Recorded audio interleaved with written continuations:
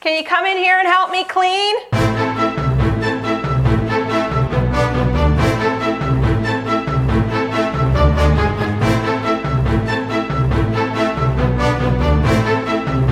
Hey, I could really use your help. Ooh, I wish I could, honey, but I am right in the middle of a huge project. Well, I guess I should probably start talking about woodworking now.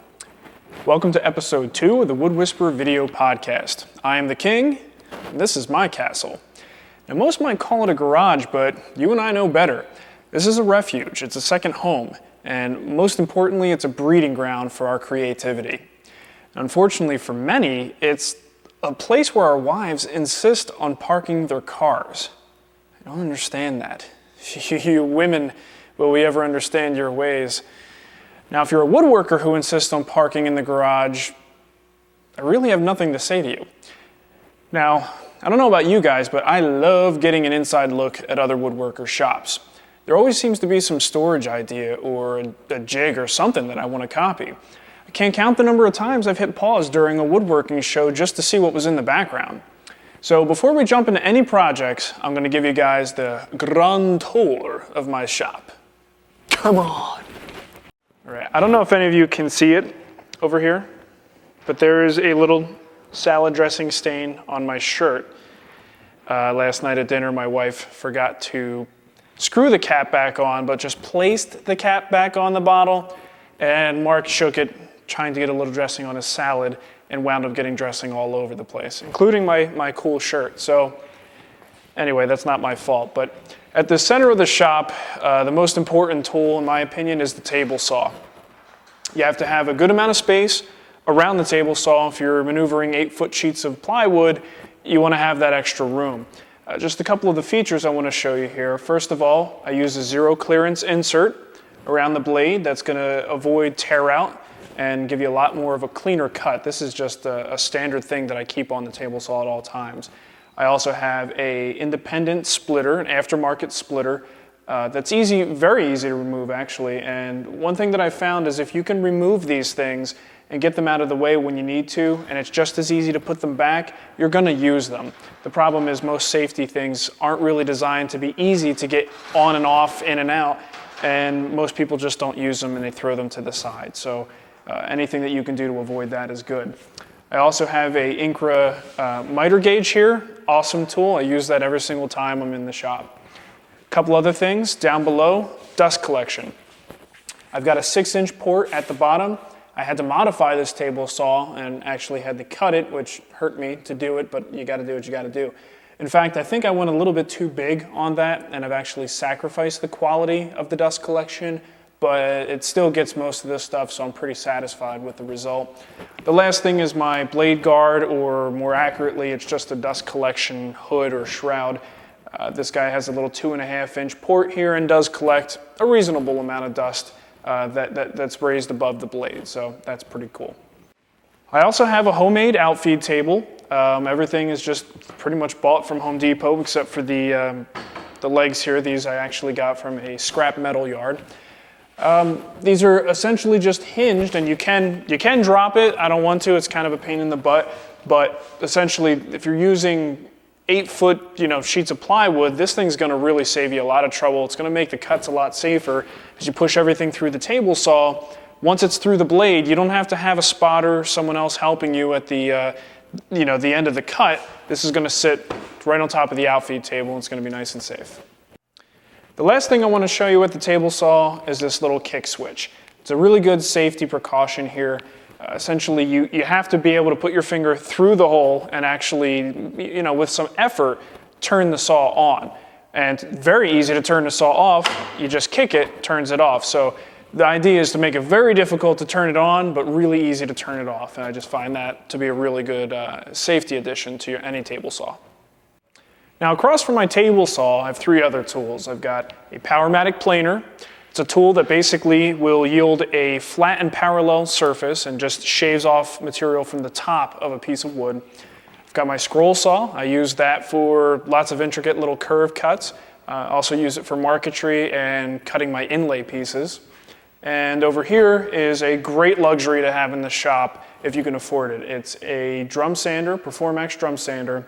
Essentially, in theory, it sort of does the same thing as a planer, but you got to be a lot more careful with it. It's a lot more gentle in that it uses sandpaper instead of blades to give you that flat parallel surface. Really, it's for finishing. It's not so much for milling material down the size. Against the door over here, I've got a drill press. I've got a nice selection of bits and my miter saw. Another essential tool that I have is my Sirius satellite radio. My iPod, where I listen to all my podcasts, and a little bit of Huey Lewis. On this side of the shop, right behind me, you could see is supposed to be my scrap storage area and some of my exotic wood storage, and also a turning area, but unfortunately it's been temporarily turned into a garage sale extra crap area. Over here I've got a cross-cutting sort of panel, horizontal panel saw, if you will, made by Festool. Again, that's a really nice luxury to have. I don't have a full-scale panel saw, so this really helps me cut down large pieces of plywood in a short amount of time. If you ever wanted to know how to drill a square hole, this machine is the way to do it. It's a hollow chisel mortiser. If you do a lot of work where you're going to have to do a lot of mortises, this tool is really indispensable. It can save you a lot of time. You can make the mortise with a router. You could do it by hand, but this guy really is going to save you a bunch of time. It works kind of like a drill press with this sort of vertical action. I've got a little charging station next to that, and this is my oscillating spindle sander. Again, it's just one of those specialized tools, really the one-trick pony sort of tool, but when you need a tool like this, there's just not a whole lot else out there that will do that job.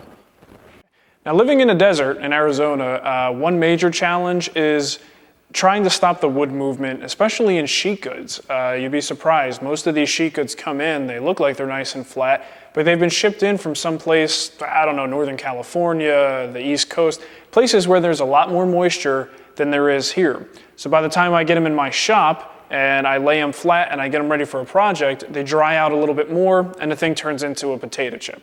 So I had to come up with a way to store them and keep them flat and also just make it really convenient for myself. So I've got this rack here, a vertical rack that I've built, and I have these veneer press screws. I've got 3 of them over the length of each piece of plywood, and I just tighten them up. It pushes them against the supports on the side, and it's a good way for me to store them nice and flat as the moisture, leaves the piece of plywood.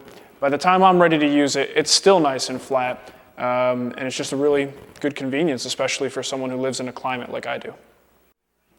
Okay, over here we've just got some safety item storage, whatever storage, very cool. Tape storage, junk storage. We don't go out there very often. I don't recommend it. I've got most of my heavy-duty lumber storage up here. With a shop this tall, it's a really good idea to make use of some of that vertical space if you can. It can be a little dangerous getting the stuff down, but if you keep your wits about you, it shouldn't be a problem. Under the lumber racks, you can see I've got a decent amount of clamps. It's been said before, and I'll say it again, you can never have too many clamps. It may look like I've got enough, but when you're in the middle of gluing up 3 or 4 different things at the same time and you run out of clamps, you're going to be pretty upset. So definitely buy as many clamps as you can. Yeah. So over here in the center of the back portion of the shop, I've got a Torsion Box assembly table. This basically is something that I learned from watching Woodworks and learned from David Marks. Torsion Box is essentially a honeycomb structure. The idea is we want a dead flat surface. We don't want this thing to ever bend, move, or anything. So if you think of the way a honeycomb is designed, it's designed for strength, essentially, even though it's a hollow structure. Same concept, but we're just doing right angles in terms of the actual interior structure. Made out of MDF, and I built it years ago, and it's still dead flat today. On the assembly table right now, you can see I'm in the middle of a little poker chip tray project here. I'm writing an article for a magazine, and hopefully it'll be published. We'll see. But these are pretty cool little poker chip trays. Now under the assembly table, I've got a few handy features. I've got my air compressor, it's just a little guy, and I've got this retractable air hose. Compressed air in a woodworking shop is indispensable. You definitely have to get some sort of compressed air. I also have a little handy roll of brown paper, so if I'm doing anything on the assembly table and I need to protect the surface, just pull this over to the other side, cut it, tape it down, and it's ready to go. On the east wall of the shop is pretty much the finished storage preparation area. I've got a nice metal cabinet that has all of my flammables, or most of my flammables and lacquers in there. It's not OSHA approved, but I'd rather that stuff be in a metal cabinet than inside a particle board cabinet. As we move over, I've actually got a nice wide Formica top here. When you start mixing finishes and dyes and pigments and things like that, it gets messy, and you want to make sure whatever surface you're working on is either replaceable, really easy to clean, or you just don't care about it because it's going to get messy and you're never going to get it perfectly clean. So I've got some good organization, my respirator, my WorkTunes headphones. These are awesome. Some of my spray stuff is over here, but you definitely need a nice wide surface to get something like that done. Next to the finishing area, I have a workshop hutch that I actually just built. It's pretty basic. The primary function is sandpaper storage, small parts storage. You can check this out real quick. I've got all my sheets of sandpaper pretty well organized by grit. I've got these little handy random orbit sander disc holders for each individual grit that you can take out, take it to the table, and start your project. I've got a nice heavy-duty vise here in case I need to do any work with metals. And I also have a sharpening station. I use a mix of sharpening stones, and I also use this Tormec unit here. If you're not familiar with the Tormec, it's a pretty pricey unit, but it's a really great luxury to have. It keeps my wife happy because I get to sharpen the kitchen knives with it too. But in the future, we're definitely going to have some sharpening episodes, and we'll talk about all the different options that you have available to you when it comes to sharpening, from the cheapest stuff to the most expensive stuff. Now up here, I recently reorganized and got these great little handy, I think they're made by Stanley, small parts organizers, screw organizers. These are just great. These are a lot more user-friendly than those little traditional plastic storage units. I always had trouble with them. I'd break them or lose them. These I could bring right out to the project, use what I need, and put them right back on the shelf. And everything I've got is stored basically in these three. On this side of the shop, you can see I've got sort of a mobile spray system set up here. I have a Fuji 3-stage turbine, and if you're going to go from wipe-on stains and wipe-on finishes into the world of spraying, a turbine really is a good way to go. It's completely self-contained, you don't need a separate compressor, and it really gets you where you need to be. You'll be spraying finishes in no time. I highly recommend something like that. On the north side of the shop, you can see is my hand tool, traditional woodworking area. I've got a solid maple woodworking bench here. It was really fun to build, and just to give you a few words about workbenches, you can use a set of sawhorses and an old door if you want to, and call it a workbench. It really will get the job done. But something like this, not only does it look cool to have in your shop, but I consider it sort of a rite of passage into fine woodworking. If you can construct a nice solid maple top like this, a nice set of legs, really is just a great way to go. Now right over my workbench, you can see I've got a nice tool cabinet full of chisels, some saws, scrapers, block planes, and marking tools. Just to show you a few details here, these are very cool Japanese chisels. I believe it's made by the Fujihiro family. A really cool detail in the back here to notice is this double hollow. Japanese steel is really, really hard, so when you go to sharpen it, it takes a long time to grind this flat. But if you remove a lot of the material, you essentially can still get a flat back, but you only have to remove material from around the border of this hollow. Now up here, you can see these are pretty standard bench chisels. They're made by Marples. Cost about 20 bucks for the entire set.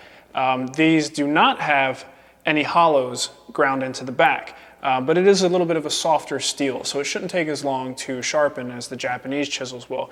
And just a note as far as the money is concerned, these again are a great privilege to have. You know, it's a nice treat to have a tool like this, but honestly, they're so expensive per chisel.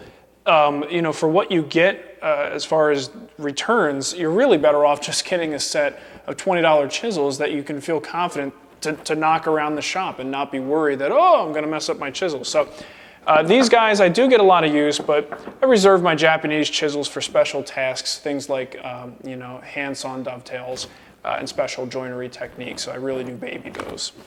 Now, just like the chisels, block planes are another one of those things where you could spend a ton of money, or you can go to a yard sale, spend about $5 and come home with 3 block planes. Here's a good example. I have a Lee Nielsen regular angle block plane, and there's a low angle. Actually, this is the low angle block plane. It's just the Cadillac of hand planes. It's an awesome tool. But ask anyone who's actually refurbished a tool, and you'll find out that an old Stanley, you know, this actually isn't that old, but an older tool, maybe something like this guy here, once these things are refurbished, you flatten the sole, maybe even buy a new blade, a nice thick blade to reduce the chatter, get this thing sharpened up, and this thing's going to perform like a champ.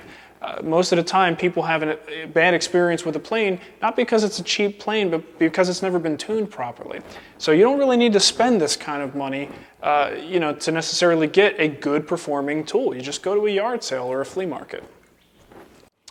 Along the north side of the shop, I've got another critical tool. This is a joiner, 6-inch.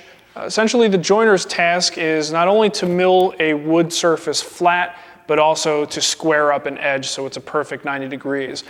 Very soon, we're going to get into the details of milling wood straight, square, flat, parallel, and this is a critical tool in that series of tasks. I've got some basic shop storage, saw blades, straight edges, just about anything you can imagine. I just store it up here. Now over here, I'm fortunate enough to have 2 different bandsaws. I've got my Jet 14-inch and I've got a 16-inch Minimax. This is the guy that I use for resawing lumber. Also use it for cutting my own veneer. It's a really heavy-duty unit. In between the two, I've got a router table. If you've got the time to build one, I highly recommend getting yourself a nice unit with some storage and make sure you get a nice heavy-duty router in the table so you can handle those, you know, those heavy-duty tasks. It's a good idea to also have another router. You might want to, you know, get one that you can take out of the table and then use it by hand. But if you, again, have the luxury, get one that you can use that you just leave this guy in the table and then get a plunge router that you can use for taking the tool to the wood. The last thing I'd like to show you today is my Cyclone dust collector. Basically, this one 5-horsepower unit covers the entire shop and goes to each tool via a 6-inch main trunk line. Now, the principle behind this with the Cyclone separation is as the material spins around, it separates the fine material from the dense heavy material. And the dense chips and sawdust and everything settles down right into this big can, and I empty it out just about every couple days. And the lighter, really the most dangerous stuff for your lungs, is actually sent right outside. Fortunately, I live in a climate where I can get away with taking a lot of the interior air and sending it outside without it getting too cold or removing too much air conditioning, or in some cases in the winter, removing all the heat from inside. And if you look outside here, you can actually see the vent. And over here, I actually had to cut into the house to do this, but you know, it was worth it. I'm missing one of my little do-jobbers, but you get the idea. When this turns on, these guys open up, and it throws out all the fine dust into my neighbor's yard. Now, I understand that for most people, a setup like mine is unrealistic. But keep in mind that I do this for a living, and these are the tools that help me produce the highest quality in the shortest amount of time. But a setup like this really isn't necessary for recreational woodworking. Lots of these larger tools have portable cousins. For instance, the circular saw is essentially just a portable table saw. A jigsaw can cut curves just like a bandsaw. And if you become skilled in their use, hand planes and bench planes can do the job of a planer and a joiner. Now, if you don't mind hand sanding, you don't even need a power sander. So there are 2 generalized setups that I recommend for fine woodworking, what I call the big shop and the small shop. Let's take a look. Let's talk about the small shop first. Maybe you've got a one-car garage or even part of a one-car garage. Some people have a back room in their house that they use. Either way, you should still be able to get a significant amount of woodworking done, and you can make some pretty quality stuff with just a few basic tools. Now on the table here, I've got a few good examples. This is by no means an exhaustive list of tools, but it'll really get you started and you'll get a lot of things done. First of all, I've got a jigsaw. Okay, this little guy actually is pretty versatile. You could put numerous different types of blades on it, and you can cut a lot of different materials with it, anything from plywood to solid wood. You can cut straight lines, curves, just about anything. Over here, we've got a circular saw. This guy, again, another extremely versatile tool, but probably best suited for straight lines. If you try to cut curves, you might lose a limb. But this guy with a straight edge is a really effective replacement for a table saw. Okay, the next tool I would definitely recommend is a router. If you're only going to buy one router, I definitely would recommend you go with a plunge-based unit. This way, it's just if you're making mortises, it just makes everything a lot easier. And if you've ever used a plunge-based router, you know what I mean. The other option would be a fixed-based router, but again, I feel that they're a little bit less versatile. I would say they're better suited for a table use, but these guys are real handy for putting nice edges on finished pieces. Over here, we've got a drill. I mean, really, this is just an essential household tool as far as I'm concerned, so most people probably already have them, and you don't need a real fancy one. For most woodworkers, a nice 12-volt drill, cordless, is going to really do the job, just fine for screws and drilling purposes. In the front here, I've got some more traditional tools. You don't necessarily have to go out and spend a bunch of money on a jointer and a planer. If you learn to master these two tools, you can do a lot of those tasks by hand. This is a bench plane, and this guy's a block plane. They even say if these things are sharp enough, if you're using it to flatten a board and you want to get a nice flat surface, if you get these sharp enough and you get this tuned up just right, you don't even need to sand the project when you're done because you've severed the fibers so perfectly that it's actually smoother than you could ever get with sandpaper. I don't believe it because I haven't been able to do it. But anyway, these guys over here, we've talked about these a little bit earlier, just a basic set of chisels.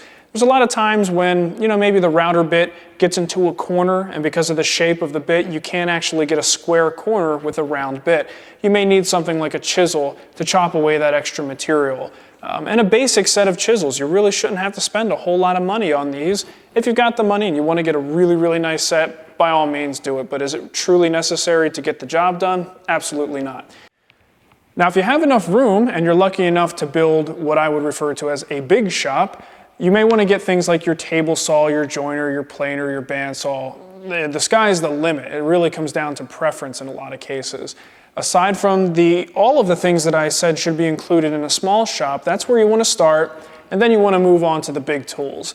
Generally, I consider there to be 4 major tools that any large shop should have, starting with your table saw. A really decent table saw is going to be the heart of your shop. Then if you're going to be milling your own wood, if you're going to take rough wood from the lumber dealer and you want to mill it down to whatever size and you want it to be smooth, square, and both sides flat and parallel, you're going to need a planer and a jointer. And the two of them, it's really hard if you just get one. They sort of work best if you have them both. The 4th tool that I would recommend is a bandsaw. A bandsaw is going to allow you to resaw really thick lumber down to thinner boards. It's also going to allow you to make veneer. And of course, it's going to allow you to cut curves and just be a cutoff tool, really. But I do consider that to be another essential tool. From there, again, sky's the limit. You can get the drum sander, drill press, oscillating spindle sander. There's just a ton of things and a lot of ways that these companies get you to spend your money. So just be smart about your choices. You don't need to buy the best. Just the basic tools will do. But if you do have the room, those are the 4 tools that I recommend starting with. Well, I hope you've enjoyed our little shop tour. Now, if you have any questions, comments, or any suggestions for future shows, please email us at thewoodwhisperer@gmail.com. And if you have any suggestions at all for how to get this salad dressing stain out of my shirt, I'd appreciate that too. And we should have another episode rolling out real soon, so check back often and spread the word. Now, go build something, would you? go build something.